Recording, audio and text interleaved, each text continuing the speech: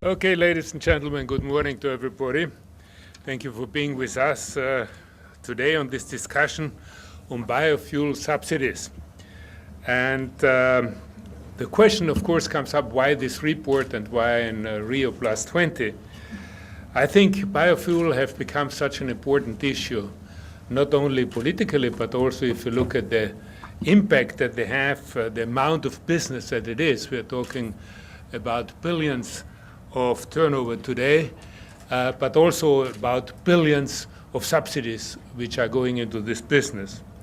But biofuels, as you know, have different impacts. On the one hand, they have been developed in order to help us to improve the environmental impact. I mean, officially they were launched because they should be helping us to improve the CO2 output. On the other hand, they were thought to help us in the social pillar. There it was thought that biofuels would help in rural development, which was another very important aspect of the sustainability aspect. And finally, also the economic pillar. And especially the economic pillar at the time of serious budget problems in a number of countries, and for anybody who has just been listening to what has happened yesterday and today in Mexico, I mean, the subject of the economic pillar plays an important role. And I think it is important that we give to the public, but also the politicians, more transparency about what is happening with those subsidies. Are those subsidies achieving what they were meant for? How are they relating to the three objectives that have been set? And this is the reason why we invited the International Institute for Sustainable Development to write this report, which you receive and which we might discuss afterwards. Now, what is this report all about? Mark will tell you more in a moment, particularly about these staggering amounts, as I mentioned already, of subsidies spent. And he will also have a look into the future, because those things are not only what we have been spending up to now, but also what we are going to spend if we continue with the policy. And again, there are figures which, at least for me, were quite mind-boggling. These subsidies, as I mentioned, had very specific objectives. And for us, of course, as a food company, Nestlé now, and I'm talking on behalf of Nestlé, please, super shy, thank you for being here. Great to have you. We have a space here for you. Of course, for the food industry, without any doubt, of particular interest is the impact on the food security for present and future generation, and an issue that is highly relevant for the social pillar of sustainability. Perhaps, and not taking away anything of the presentation that will follow, perhaps you keep in mind only two facts. One is a macroeconomic fact. You see, between the food and the energy, there's a very, very strong link. Both industries really count in calories. So we need 2,500 calories, every single one of us, that's an average, in order to keep our machine going. But at the same time, we need 50,000 calories coming from the energy market. But they're also calories, and they're also counted in calories. So what you can see here quite clearly is that this link means that the energy market is 20 times as big as the food market. And that's very important to keep in mind, because when our politicians give us an objective, a mandate, that we should replace up to 20% of the energy market with the food market, it's not very difficult to find out what you have to do. You would have to triple the food market in order to achieve this target. And that was really the key event in 2007, 2008, which provoked then this incredible increase of the food prices. And afterwards, politicians said, well, this was all speculation. Well, you know, when you give targets which are so unrealistic, you shouldn't be surprised that then traders are reacting on those input. The second one is more on the micro side. I think this increase, this incredible increase of the food prices is for us, frankly speaking, for you and for me, relatively an incident. But if you have family, and I took a family from Ecuador, parents with 6 children, and they spent $32 per week on food. $17.40 was for cereals, $11 was for fruits and vegetables, and the small remaining amount is for condiments. Now, if now cereal prices and corn prices are increasing by 200%, the impact that this has on the family income is, of course, completely different as when we are talking about an increase of 200% for the wheat prices, and then afterwards in the restaurant, this will be reflected by perhaps a 2 or 3% of the price increase. So on the micro side, we have to understand that this impact of biofuels and it had afterwards on the prices has been really affecting the poorest of the poor. And the poorest of the poor are living in the rural environment. 80% of those who are hungry are living in the rural environment. But let me now turn to our panel and introduce our first speaker, Mark Halle, Director, Trade and Investment of the Canadian Institute for Sustainable Development, which is a Canadian-based public policy research institute that has a long history of conducting cutting-edge research into sustainable development. Mark, the floor is yours. Good day, everybody, and thank you, Mr. Brabeck, for that introduction. I'm delighted to see a number of friends here. I'm honored by the presence of Dr. Supachai, my neighbor in Geneva, and by Simon Upton, who's just arrived on the panel, who was an early mover in the work that we did on subsidies. As Mr. Brabeck said, I come from the International Institute for Sustainable Development, and you may wonder why an institute of this sort focuses on macroeconomic or tools like subsidies. Well, I think you'll see from this presentation that subsidies have an enormous impact on sustainable development. It can be positive, it can be negative, and everything depends on the design. And so we have, maybe I could just put the next slide, please. We have since 2005 operated a program called the Global Subsidies Initiative. I should say from the start that ISD has no ideological position on subsidies. We believe subsidies are just a way of using the public budget in pursuit of public policy goals.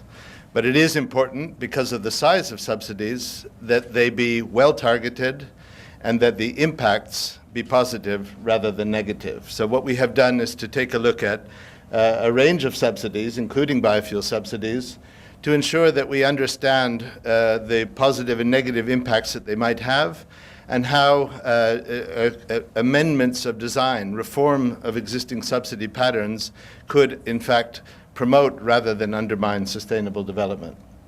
We have had the honor of producing for Nestlé a report on the state of play of biofuel subsidies. Since this is a paperless meeting, we haven't come with lots of copies, but it is available to you. And what we've done there is to have a look at biofuel subsidies today. Biofuel subsidies have swelled enormously over the past few years, and in the beginning they seemed to be the solution to all of our problems: climate change, rural development in the developing world, agricultural production, and so on. And then very quickly doubts came in as to whether this was really the best use of public money. Could I have the next slide? It is important to understand, next slide please, that subsidies are not a casual issue. They represent an enormous amount of public money, and therefore the accountability in the use of this money is equally important. The fuels subsidies in general have a number of impacts across the 3 pillars of sustainable development. they tend to be an extremely inefficient way of achieving economic goals. And in fact, even a small proportion of subsidy money put into social safety nets, for example, could have a far greater and more positive economic impact. The environmental effects tend to be disastrous. Fossil fuel subsidies, for example, are an incentive to prefer carbon-based fuels over the alternatives, and they create a range of environmental problems. Socially also, they tend to reward poor producers and distort competitiveness that could in fact bring great social gains. And just to give you a few figures, fossil fuel subsidies are in the range of $600, $700 billion a year. When you think that we are trying to raise $100 billion for a global carbon fund, and that we're spending 6 times more than that or 7 times more than that providing incentives for people to stick with carbon-based fuels, there's something clearly wrong. Our fishery subsidies are running from $15 to $35 billion a year, and it leads to a $50 billion loss in the fishing industry from depleted stocks. And if you look around that, you will see that in almost every area, the figures are staggering, and the impacts, as we understand them, are largely negative. So subsidies in general are an enormous force undermining progress towards sustainable development. Next slide, please.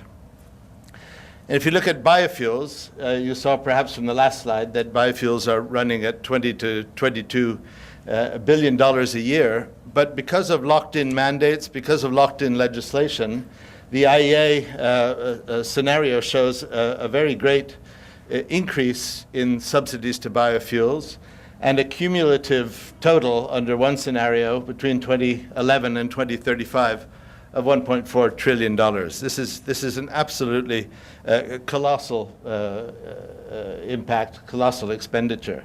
Now, of course, there isn't an even picture in how countries approach biofuel subsidies. Mexico, for example, has banned, the chair of the G20 meeting today, has banned the use of corn for ethanol production. Brazil, another G20 member, is a biofuel superpower. So there are very different strategies followed by different countries.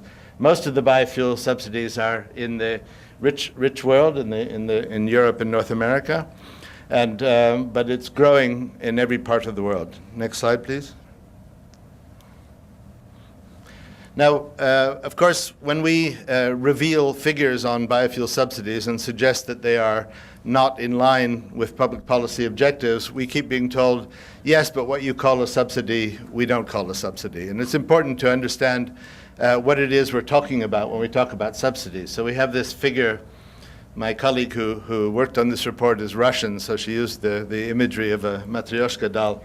But at the core of it, there is transfers from public funds to private owners. So the direct subsidy, which is a transfer, an allocation from the public purse to the private sector, is clearly a subsidy. But so are measures like market support, market transfers, blending mandates, for example, import duties, all of these tools that have a similar effect. And we've only taken those two in the estimate of 22 billion. You could go further and say that income that has not been collected by governments is in effect a subsidy. It's like a transfer from the public funds. And then, of course, if you want to take the entire picture, allocation of priority access to water, for example, the externalities that are not counted into the figures, the figure would be a great deal higher. But it's important to understand that just using a very restrictive definition of subsidies, you come to a very large figure in 2010 for biofuel subsidies. Next, please. Now, biofuel subsidies are sold for a lot of reasons, but the principal one of the principal ones is that biofuels reduce our dependence on carbon fuels and therefore are a contribution to climate change. And of course, the use of biofuels by and large leads to less carbon emissions than conventional fossil fuels. But at the same time, I think it's important to understand that if our purpose is genuinely to take action on climate change, then biofuel subsidies are a very poor way of doing it. If biofuel subsidies avoid atmospheric carbon at the cost of between 90 euros and 1,400 euros a ton, where the market price is ranging around 16 to 20 euros, this is a very inefficient way of addressing climate change. For the same money, there are probably 100 things that you could do that would reduce carbon in the atmosphere much faster, much more efficiently than subsidizing biofuels. So it's not that it can't work for that purpose, it's just an extraordinarily inefficient use of public funds if that is genuinely your purpose. The United States, for example, justified biofuel subsidies on the basis that they would give them independence from oil from the Middle East. Perfectly good public policy objective, but then they kept in place a 54-cent per gallon tax on Brazilian ethanol, which is produced at 8 times the efficiency of corn ethanol in the United States. So the real problem with biofuel subsidies is not that they are illegal or unjustified, it's that they don't align with the policy objective for which they are supposedly put in place. Next, please. So we have now had many years of experience with biofuel subsidies, and it's quite clear that they produce a range of problems. The first, of course, is the misalignment with the stated policy objective. We all know that there are other reasons for subsidizing farmers that aren't necessarily the ones that are stated there. But Nestlé has been at the lead of the debate on the dangers of diverting agricultural production from its food use into fuels, and the impact that has on the rural poor. And UNCTAD has done some excellent work on this as well. We're also in an environment where government expenditure has to be cut radically, so we must take a much sharper and more critical look at the use of public funds for biofuel subsidies. And finally, subsidizing conventional biofuels actually slows progress in the development of second and third generation biofuels, which might hold a great deal more promise. Next, please. And so our report, which I hope you will read, comes up with a number of simple recommendations. The first, of course, is that we must get a much more open debate on subsidy policy. We must be able to look at the evidence and decide for ourselves what are the actual impacts of biofuel subsidy. Where are they positive and in what circumstances? Where are they negative and what could be done about it? We urge countries to report transparently and annually on their use of public money for biofuel subsidies. This is a public policy issue. The public has a right to know what their government is spending, where their tax money is going, and it's very important that governments start to reveal what they're spending. The third, of course, is given all the problems that we've seen with biofuel subsidies, we must put a moratorium on new government support, at least for conventional biofuels, because of all the problems that they create. In the short term, we should try and reform these biofuel mandates that lock in expenditure even when it has a negative impact. But in the longer term, that we need to design new types of policies, particularly those that avoid the competition between for food and fuel between agricultural products, and those that have a clearly egregious impact on the environment. And of course, we think that if there is government money going into the biofuel sector, it should go into the development of infrastructure that allows much more flexibility in use of biofuels. So that's a short summary of the report that we produced, and I very much hope that you will read it and consider it and urge your own countries to implement its recommendations. Thank you. Thank you very much, Mark. I will ask now Simon Upton, who is the Director of Environment at OECD, and he is representing the OECD Secretary General. Among other aspects, he will talk about the environmentally harmful subsidies and the work that the OECD does on this. So, Simon, please. Well, thank you, Mr. Brabeck, and I apologize for being late. I came in during your moment of darkness. I thought it was some special welcome, but apparently there was an energy problem. I've just spent an hour and 20 minutes in a taxi, which isn't very sustainable. As Mr. Brabeck said, I'm representing the Secretary General of the OECD, Angel Huria, who is arriving tomorrow. But we're very pleased to have been invited to speak, and I'd like to congratulate IISD and Nestlé and their various roles for putting the spotlight on this issue. There will be many side events held over the next few days. I would think this would be one of the most important, and the two organisations are to be commended for putting this on the agenda because there has been insufficient scrutiny of the way in which public money is being spent, and with perverse consequences economically and environmentally. Could I, and I won't go over what Mark has said, the report that's being released today is absolutely in line. The messages are absolutely in line with what the OECD has been saying, not just for a year or two, but for about 25 years on the subject. We are patient advisors to governments. Our views on the use of public money and what's good for the economy and good for the environment haven't changed a lot. But where we started a long time ago looking at agricultural subsidies, we're now turning our attention to a wide range of other subsidies. Mark mentioned the work we've done on fossil fuel subsidies. It is truly bizarre that we live in a world which says that we're worried about climate change. We need to move to a completely different future, which is ultimately zero carbon, but we're still busily spending public money making fossil fuel cheaper. It just doesn't add up. Now, in the case of biofuels, it's a more complex picture. But again, these subsidies should be subject to the same scrutiny as any other public expenditure. Like IISD, the OECD does not have some ideological objection to subsidies. Governments raise taxes and they can decide to spend this money in a variety of ways, and subsidies are a legitimate tool in some cases. What we all need to be assured of as taxpayers is that the money is spent efficiently and that it secures the outcome which the public say they want. In this case, we should be using money to, from the environmental point of view, see that natural assets are used efficiently and that we minimise pollution.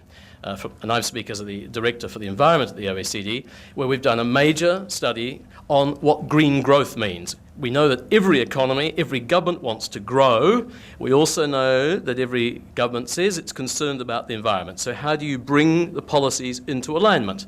So whatever you do to promote growth should be doing it in a way which makes natural assets be used more efficiently and minimises pollution. And that's why fossil fuel subsidies fail on every count. When it comes to biofuel subsidies, I think we would simply say this, that you need to be sure that they are the best policy mechanism to achieve the end that is being sought. And one of the problems for analysts is that depending on who you talk to, there are innumerable reasons for supporting biofuels. Talk to one lobby and they'll say it's about jobs. Talk to another lobby and they'll say that it's about greenhouse gases. Talk to another lobby and they'll say it's about energy security. This is all fine, but these should all be subject to dispassionate scrutiny to ask, is a subsidy the best way to achieve the ends, and are the consequences of spending that money consequences that we are happy with? There is a real policy coherence problem with many biofuel subsidies because those subsidies they might be producing more biofuel, but they're simultaneously disrupting food and agriculture markets and making very considerable claims on things like water. Now, we've just completed a major modelling exercise on the economic outlook for the next 40 years, and one of the shortages in this world, which is going to have to feed another 2 billion people, is water. We're expecting dramatic increases in water demand for agriculture, for industry, for energy production. So before you launch a policy to encourage biofuels, you have to think beyond just the narrow greenhouse gas element or the energy security element. Is it consistent with water? There are places in the world, and Brazil is one of them, where biofuels make perfectly good sense from a market point of view. But they don't make sense in many other parts of the world when they're subjected to appropriate scrutiny.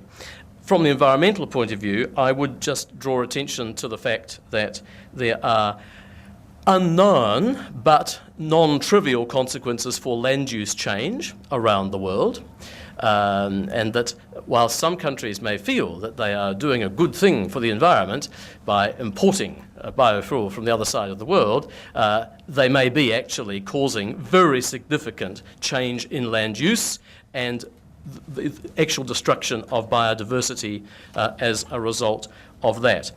Indirect land use change is real. The first best way to address the negative impacts would be actually to get rid of the subsidies and the mandate, but in our view, if that's not going to happen, then we at least need to understand those consequences before we charge in spending more money. Let me just raise one other problem, which I think is even more grave, to which I don't think the debate is closed, but there is a real question mark over the extent to which, and I speak here again as the Environment Director at the OECD, trying to look at the facts, the extent to which biofuel does actually reduce greenhouse gas emissions, if that's your justification. Of course, there will be people who say, no, this is about energy security. but if you are concerned about the greenhouse gas side of things, then there is a live scientific debate. And some of you may be aware there's a debate over what's called additionality. And the argument goes simply like this, that the land that's producing the biofuel crop was always doing something biological, capturing it in trees or capturing it in savanna or grass or whatever, so that if you simply move in and put biofuel in, you can't count what was already being captured. It's only the additional fraction. Now, this is going to be possible where you've got abandoned land with a very low level of capture and the biofuel crop increases it. That would be an additional increment. But it may be that we are actually miscounting very large amounts of apparent gain on the greenhouse gas emissions front, which actually aren't there. Now, the scientific debate on that is underway, but certainly if I was an investor in this area, I'd be a bit worried that the debate might actually go the wrong way. Anyhow, there's again, just like one final point, of course, it's not just about the biofuels we're seeing today. We're told second generation biofuels, third generation. I've actually been to conferences with people who've skipped past the second generation and now talking about third generation. Now, we think that as a policy tool, subsidies can be useful if you are trying to do something transformational, where the risk is really too high. You need to de-risk it. You don't know whether something is going to work. It is worth spending some public money. And we do that, governments do that across the board. And there is probably a place for that in the biofuel space. But, and I just finish on this note, it would be, in my view, an unwise step to go about subsidising something which you were pretty sure couldn't be transformational. And the reason I say that's this, that what we need to do is unplug completely from carbon-based liquid fuels. We need to move to a different paradigm. So that's what the people in electric vehicles and others are doing, as long as they can get the electricity from a non-carbon source. Biofuel, at this point, is a tiny percentage of global transport fuel demand, and the largest forecasts still see it being only a bit player. So in other words, biofuel is helping keep the internal combustion engine and the whole liquid fuel system as we currently know it alive. The question I would ask as a taxpayer is that sensible? Do you really put a lot of eggs into a basket which is only a part of the solution? And I think our view would be that very often that subsidies make best sense where you really can do something transformational. There may be elements of biofuel where that's the case, but it's certainly not the entire field. So just a few thoughts. We are very much in line in our thinking with where this report's gone, and I think that IISD and their colleagues are doing a very useful public service in drawing it to our attention. Thank you. Thank you very much. He was touching on the subject of water and biofuel. Just to give some other figures. You need 4,600 liters of water to produce 1 liter of bioethanol. You need 9,100 liters of water to produce 1 liter of biodiesel, which is a preferred biofuel in Europe, for example. So you can imagine the amount of water which is needed for this biofuel and the targets which are in the future. If at the same time you think that you need, and I come back to my calories aspect, we need 1 liter of water to produce 1 calorie of food if the calorie comes from a plant. If the calorie comes from meat, you need 10 liters of water. So while we are drinking for hydration 5 liters of water, and we need about 20 liters, 25 liters of minimum hygiene of water, which is what is being considered, rightly so by the way, the human right, we are eating, depending on whether we are vegetarians, between 2,500, 3,000 liters of water, and if we are good Texans, about 6,500 liters of water. And then comes a biodiesel, which needs 9,100 liters of water to produce 1 liter of fuel. I mean, this thing is just not sustainable in the long term. We don't have this amount of water, as we know. So I just thought to put on this subject some figures, additional figures to them. We will move a little bit and have a look at this from a different perspective, and I will ask Adriano Campolina, who is the director of ActionAid in Brazil.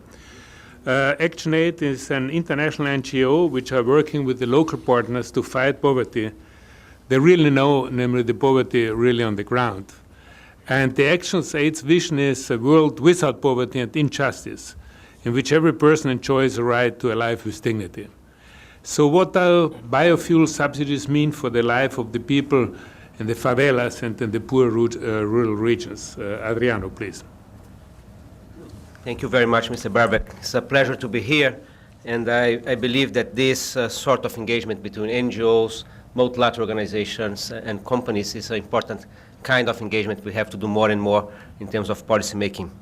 As Mr. Brabeck said, ActionAid International look at this issue from the perspective of poverty and hunger, and I think it's always good to give the overall context that we are talking about biofuels just 2 years after one major crisis on food prices, where the number of people vulnerable to hunger amounted to more than 1 billion people in the world. During the food crisis in 2008, another 100 million people became vulnerable to hunger. At the same time that we had a big expansion of use of corn ethanol in the US, for instance. So I think we have to relate those issues and look from a food security perspective. The report really is really amazing on looking at the big numbers. So when we see that by 2011, $22 billion were used on subsidies to biofuels, and that can amount cumulatively to 1.4 trillion by 2035. And at the same time, at this conference, Rio+20 in Rio, governments cannot agree to put together a fund of $30 billion to sustainable development. So how come the same governments can spend that amount on biofuel subsidies and cannot come together with a basic agreement on how to fund sustainable development? I think just to relate this issue about the policy choice on where to spend public money. Do we spend on biofuels industry, or do we spend it on sustainable development? And I think this is a great example on how the conference is failing to put together a very basic agreement on putting G77 claim to have a $30 billion fund for sustainable development, and those same governments spend 22 billion a year for now, and we will increase it over the next years to more than double than they are denying to sustainable development. It's just an interesting comparison. We also, as ActionAid, we did a lot of research on how biofuels impact the poor. And I just want to share one of them, which is about Mexico. So we look at how the Mexico situation evolved with biofuels, and the most fundamental impact of it was an increase of 69% of the price of the tortillas for the Mexicans, and we brought the report here to share with some of you as well. And that impact is quite fundamental when you get to know that tortillas are the most fundamental staple food of Mexicans. So we cannot ignore the impact of biofuels on poverty and hunger as well, on top of environmental and other issues.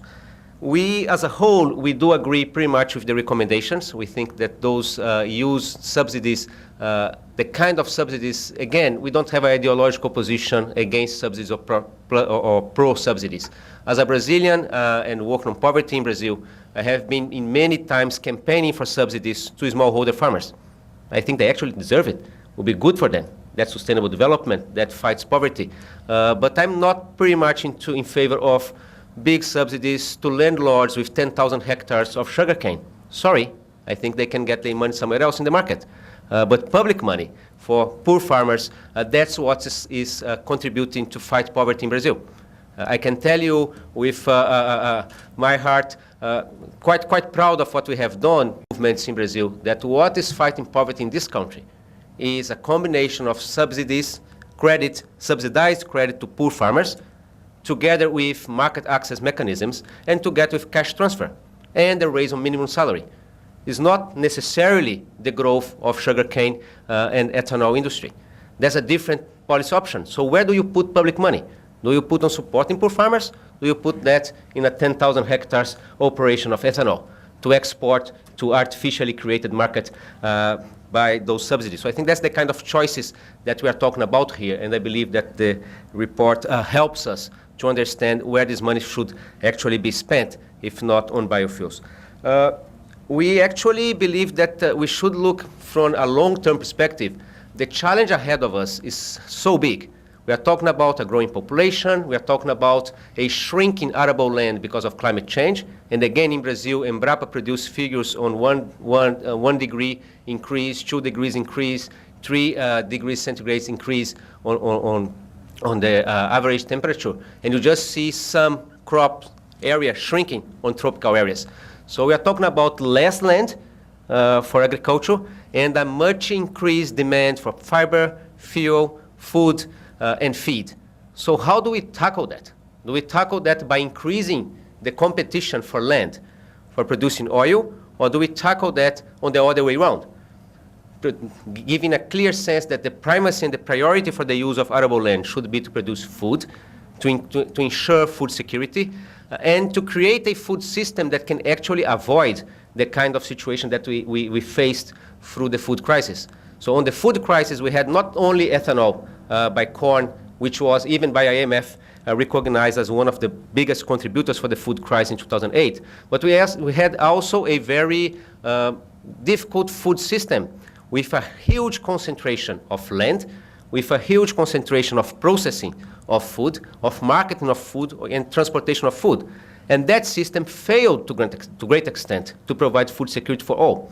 And at the same time, we have 80% of the food that poor people eat around the world produced by smallholder farmers. So where do you put public money once again? Do you put that on one kind of dysfunctional food system that's not ensuring food security for all, or do we put that in smallholder sustainable agriculture as a solution? So for ActionAid, it's about thinking on alternatives, and those alternatives are not far away. They are happening in many places. In this country, Brazil, on top of this ethanol big industry, as it was said before, a superpower on biofuels, Brazil also has a very huge sector of family farmers or smallholder farmers that produces 60% of the food for the Brazilian average food basket. And that sector, although it only uses 25% of the land and receives just 1/3 of the credit, produces most of the food that people in this country eats.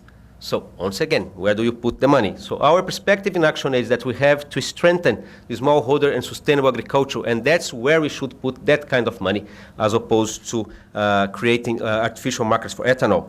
It's not about turning food into fuel, but actually getting oil out of our food, in the sense that we have to find more sustainable ways of production that are less dependent on fossil fuels and that are sustainable, and most importantly, that they are resilient to climate change.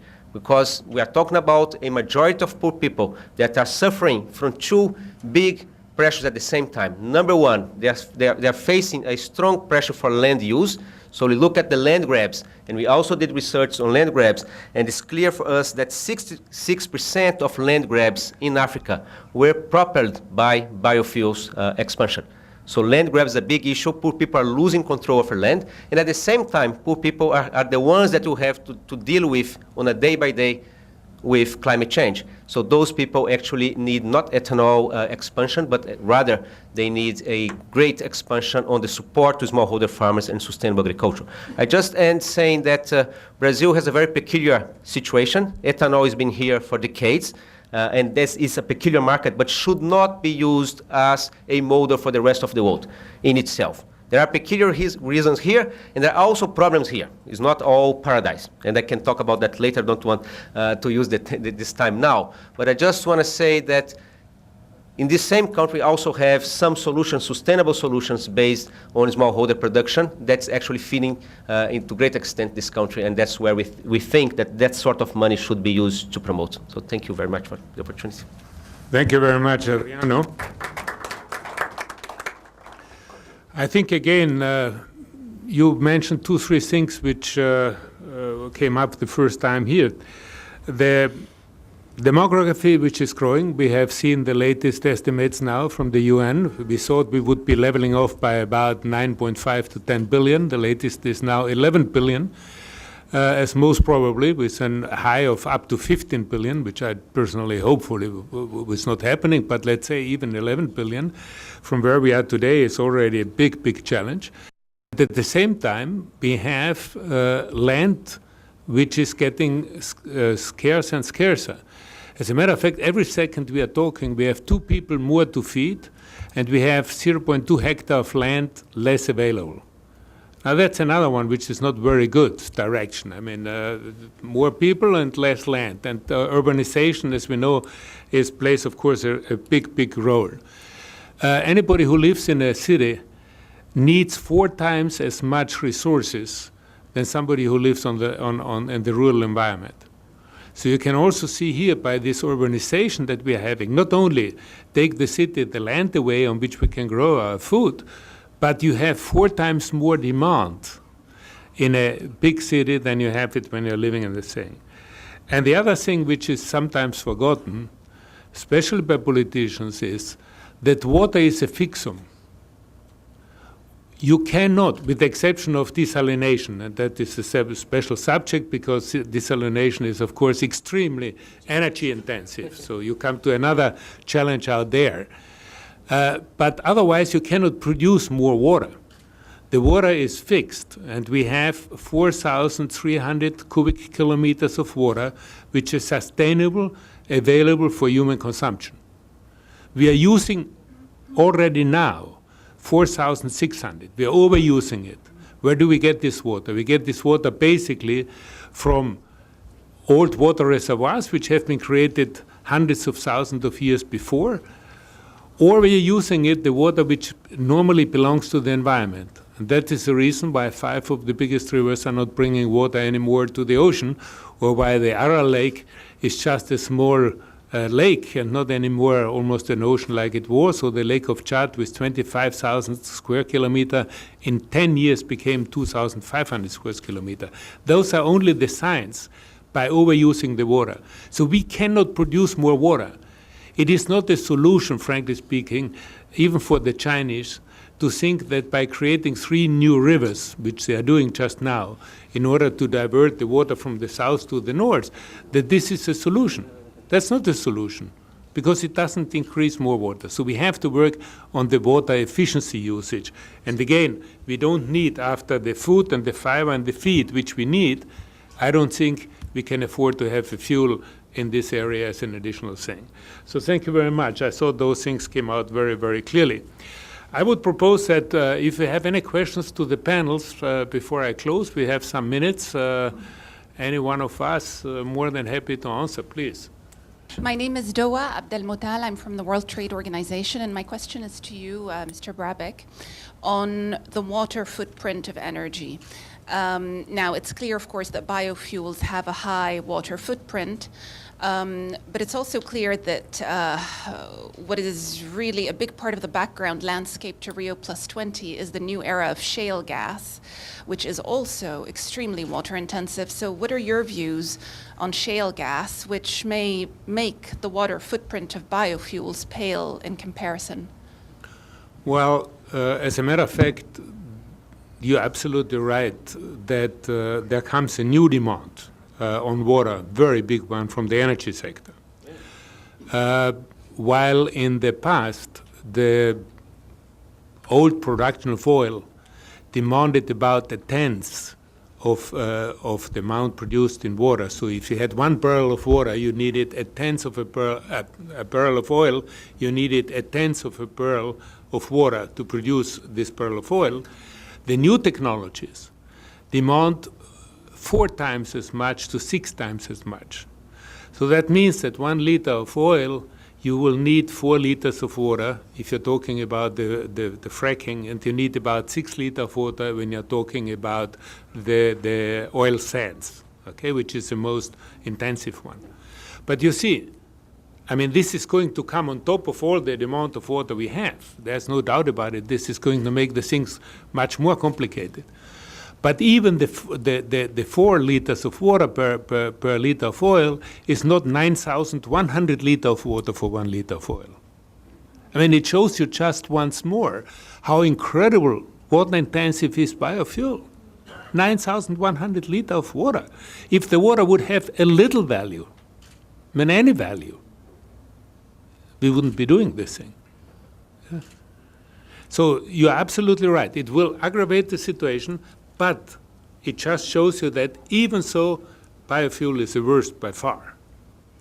There was another question on the left-hand side. Good morning. My name is Bettina Barros. I'm a reporter at Brazilian Valor Econômico newspaper.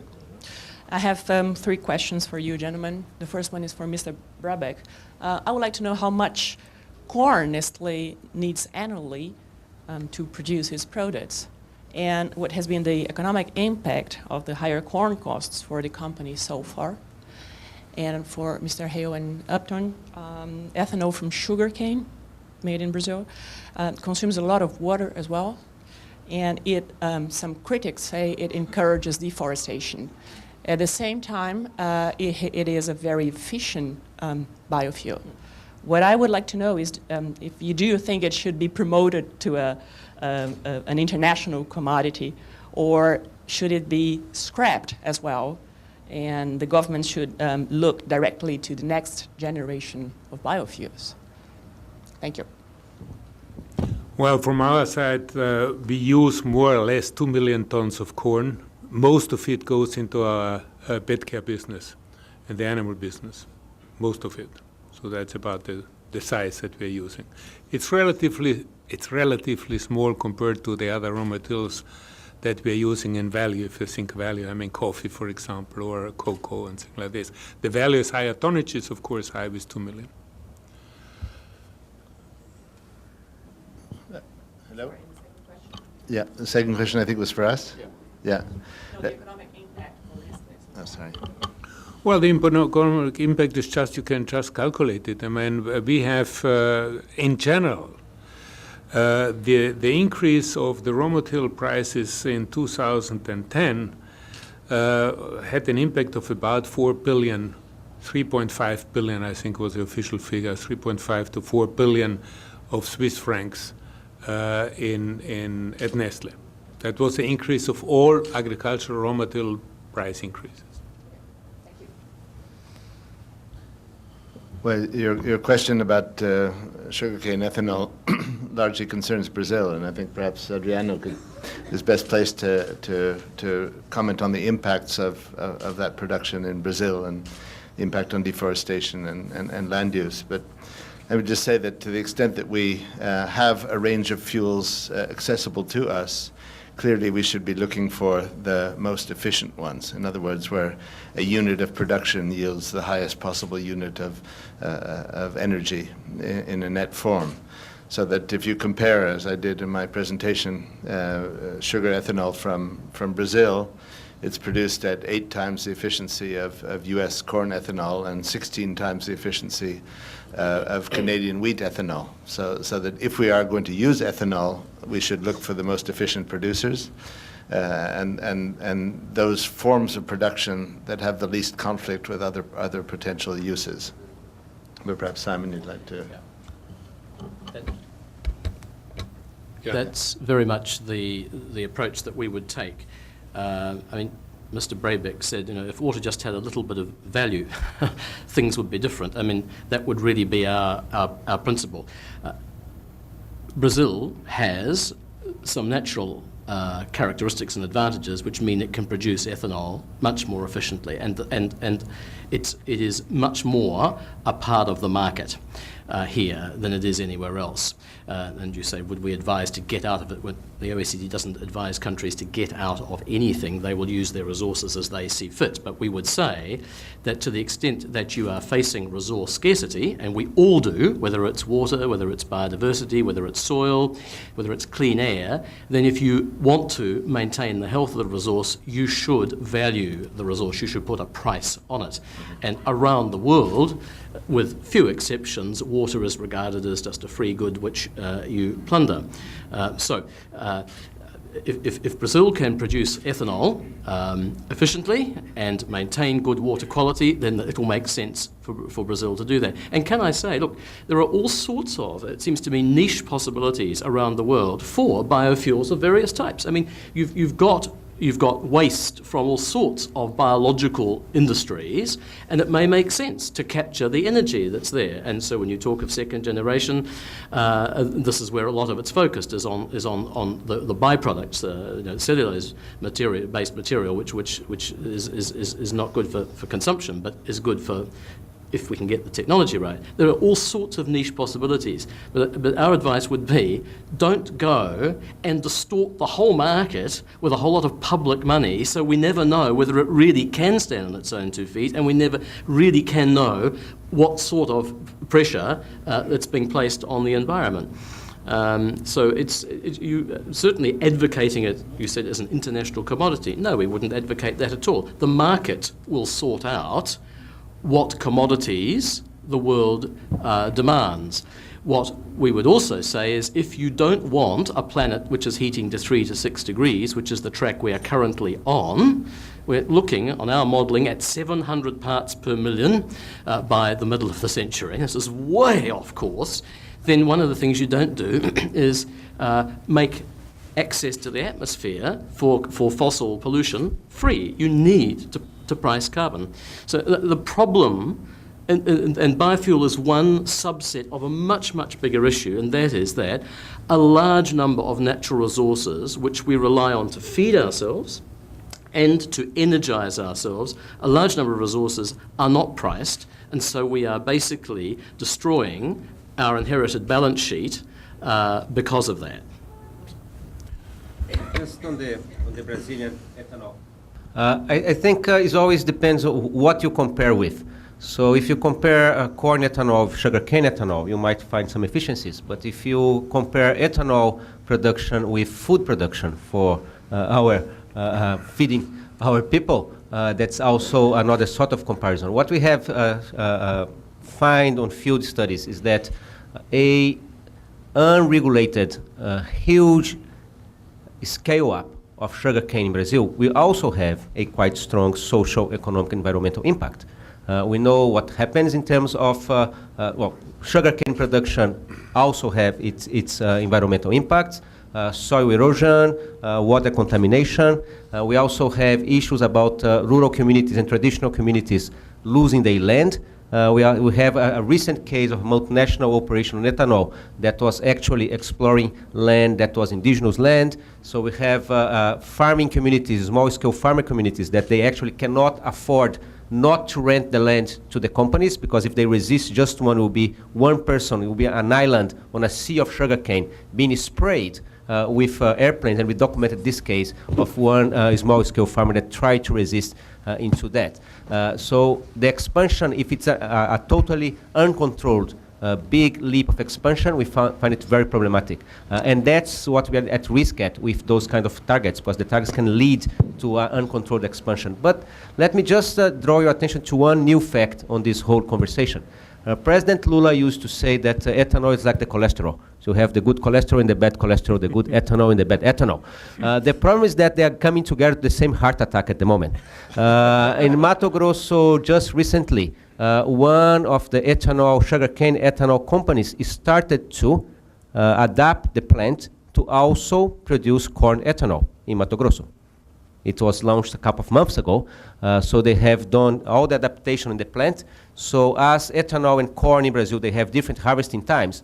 What this company wants to do is to mill ethanol during the sugarcane harvesting time, and then on the 4 months that they would be stopped, they start milling and produce ethanol from corn. That has a huge impact of mixing the good cholesterol and bad cholesterol, and that will mean probably if all ethanol plants starting going on the same way, and that makes some economic logic if you have the plant stopped for 4 months. That will mean increased demand on maize in Brazil. That will raise the prices of animal protein to the extent that will be very damaging to the society. And Brazil is not a big exporter of maize. Some years they export, some years we import. So that has a huge food security potential impact that we have to open our eyes to. By the end of the day, biofuels industry is one industry. And I think those businessmen in Mato Grosso shows that for them, it's not about carbon footprint, it's not about food security, it's about let me make money out of my plant. And if you don't regulate that as society and as government, the result will be poor people losing even more. So that's what concerns us a lot. Okay, thank you very much. I will not take any other question because I had promised that in 15, before 12 we're all out here. Let me just summarize here a little bit. I mean, the question is, will policy really change? And I just want to quote from the interagency report which was prepared for the G20 in Cannes just a year ago, and it was done by OECD and it was done by UNCTAD, so I mean it was by interagency's report. And they said, quote, removing the policies that create conflict between the use of crops for fuel relative to food and feed, and which increase price volatility is the most efficient option. This suggests that biofuel mandates should be removed along with subsidies and trade barriers. Well, I can imagine governments didn't like this recommendation very much, and as a matter of fact, we didn't find it in the conclusions of the G20 of Cannes. But I think it is necessary to insist. And that was the reason why we have asked the Institute to make another independent analysis of the impact of the subsidies on biofuel. And that's a document which you find when you are leaving here. It's on the right-hand side. You have a copy of this if you want to take it with you. I think we would be asking this time on politicians perhaps more pragmatically, not to remove them, because I think we will not get there anyway, but at least three things. I think the first thing is to raise a political profile of evidence-based economic, environmental, and social costs and benefits of biofuel. I think this message, which has been elaborated, has to get out stronger, has to be carried over by the media to the public. The second is we would demand that there is a report, annual report of the value of the subsidies which are granted to biofuels, because I think just by creating transparency, it would be helpful. I mean, when you have in the room a $1.4 trillion US subsidy, prospective subsidy, I think some people might start to react, frankly speaking. And the other one is to abstain from introducing any new forms of government support to conventional biofuels. I think those three things are very simple. I add my favorite one, because I think it is absolutely necessary and it would alleviate the problem that Adriano has pointed out. If we could come just to this very simple thing, no food for fuels, we would have an immediate impact on the price of agricultural raw materials and the food price for these people of the world. Because there is no doubt, as long as we have this bear sitting there, waiting to eat whatever coming up on agricultural production, taking away the water that we need for food production, we will not get these food prices back to where they were. There's no doubt about it. In this sense, I would like to thank you, all of you, for the interest you had, and the panelists, of course, for the excellent work that they have done. And thank you very much. Thank you.